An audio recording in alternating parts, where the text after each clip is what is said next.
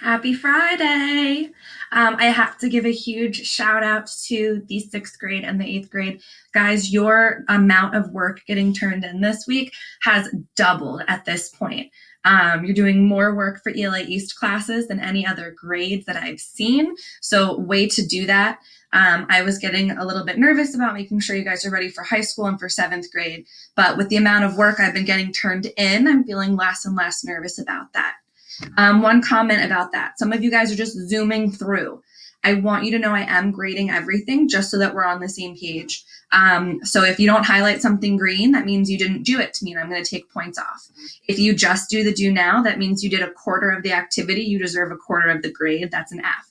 So really, really try to motivate yourself to remember that this is your future, your education, your grade. Do it. So let's see. Friday is a pretty easy one for you guys. I think today's lesson will be short. Let's go ahead and open that up. What's big for today is that there is stuff due. And then as soon as you're done with that stuff, you are done with my class for the weekend.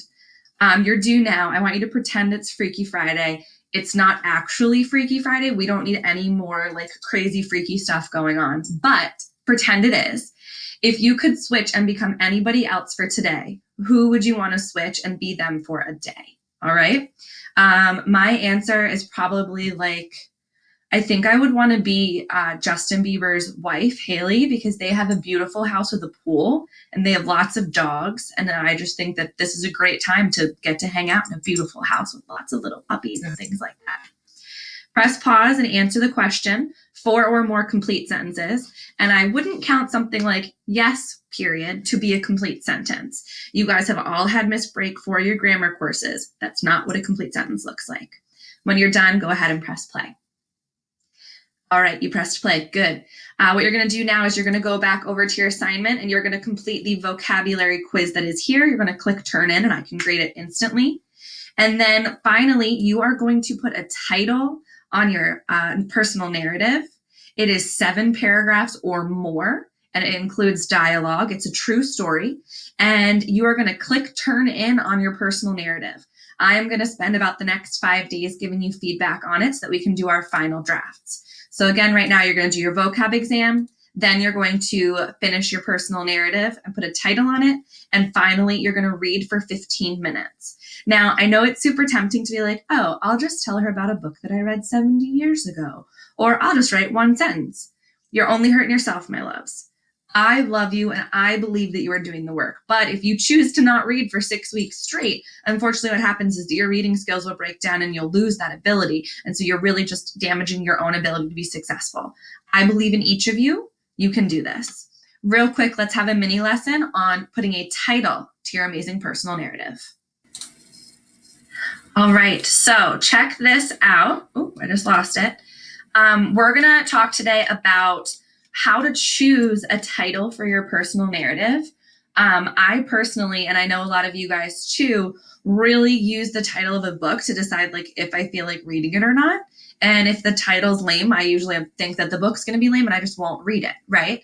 And that's the whole point of the title. It's supposed to give you a little bit of a clue of what you're going to read to get you excited about it. So instead of just titling our narratives, my personal narrative, we're going to make it something a little bit more exciting and attention catching for our readers. So if you check out right here, you can see some of those ideas.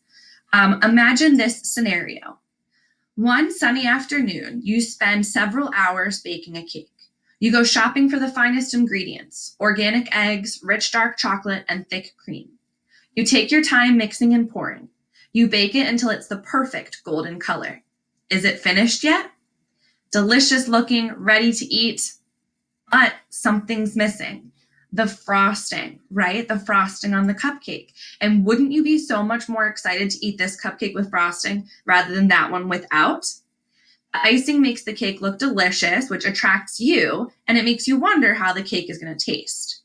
The title of your narrative is exactly like the icing on the cake, just like I said a minute ago, but this metaphor is beautiful. It draws the reader in. It makes the reader wonder, what is this story going to be like? Well-chosen titles should do the following 3 things. First, it's got to catch your reader's attention. It has to.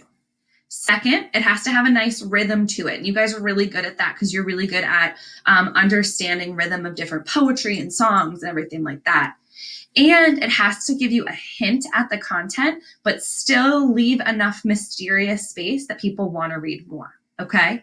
I'd like for you to think of 3 or 4 possible titles for your narrative. You can type them all on your narrative and I can help you pick the best one, or you can think of a few and then just use the one that you love the best. But remember how important that title is. All right, you got a lot to do. You don't need to listen to me anymore. I believe in you. I love you. I miss you. And I hope that you guys are doing okay. See ya.